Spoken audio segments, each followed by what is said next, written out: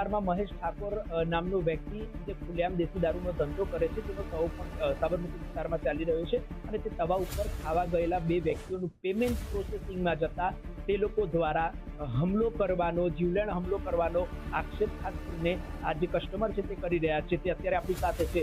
શું કહેવા માંગશો? શું હતી એ દિવસની ઘટના? શું ઘટના બની તમારી સાથે? ત્યાં મહેશભાઈ ઠાકોર એ ખુલ્લેઆમ દેશનો દારૂનો ધંધો ચલાવે અને એમનું એવું પોલીસના કારણે એમના જે હપ્તાના કારણે અત્યારે ભાઈ ખુલ્લેઆમ ફરી રહ્યા. અત્યારે મને આટલું માર્યો, એ ભાઈને હજી ગિરફતારી લીધી નથી અંદર.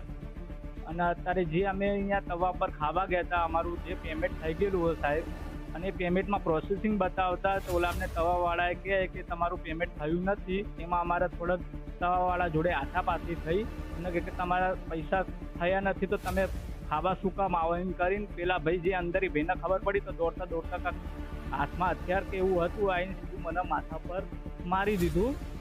અને મારો ભાઈ હતો એ મને બચાવીને જતો રહ્યો.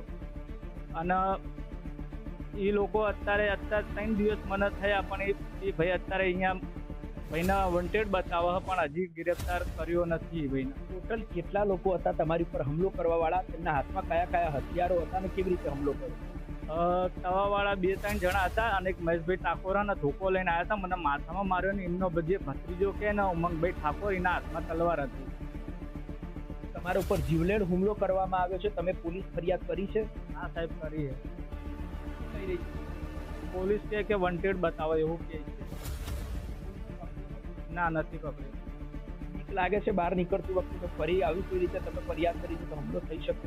હા સાહેબ, હજી તો હું આજે રજા આપી, ઘરના ના પાડી કે નીકળશો નહીં, કે ઘરની આપણા ઘરમાં રહે કે એવું કહે છે મારા ઘરના. તમે ટોટલ કેટલા કસ્ટમર હતા? કેવી રીતે હુમલો થયો? તમે લોકો ક્યાં દાખલ થયા? અમે 108 થી મને સિવિલ લઈ ગયા હતા. બસ પછી 3 દિવસ મને રાખ્યો. મને માથામાં હેમરેજ થઈ ગયું અને આંખમાં પગમાં કાળો પગ થઈ ગયો. એક આયા દંડો માર્યો અને પગમાં એ થોડો ખોજો આવી ગયો ને છાતીમાં દુખાય. તો બસ એ ભાઈને પકડો. નામ બી મહેશભાઈ ઠાકોર અને ઉમંગ ઠાકોર. અને તવાવાળા અન્ય 2-3 માણસો એનું નથી ઓળખતો, તવાવાળા મારવામાં હતા. લાગે છે કેટલા રૂપિયાનું પેમેન્ટ હતું કે આટલા નાના પેમેન્ટ માટે હુમલો થઈ ગયો તમારી? 236 રૂપિયા, 230 કે 236 રૂપિયા જેવું કાંઈક પેમેન્ટ હતું. પેમેન્ટ તો અમે આપી દીધેલું. આ હતા ખાસ કરીને જે બે કસ્ટમરો હતા તે તવા ઉપર ખાવા ગયેલા અને ખાવા માટે 236 રૂપિયાનું પેમેન્ટ કર્યું હતું, જે પ્રોસેસિંગમાં ગયું હતું. અને પેમેન્ટ પ્રોસેસિંગમાં જતા તવાવાળા દ્વારા એવું કહેવામાં આવ્યું કે પૈસા નથી તો ખાવા કેવી રીતે તમે આવી ગયા? અને નજીવી બાબતે આ લોકો ઉપર તલવાર અને ધોખાથી જીવલેણ હુમલો કરી નાખ્યો તેવું તે આક્ષેપ કરી રહ્યા છે. સિવિલ હોસ્પિટલમાં દાખલ હતા.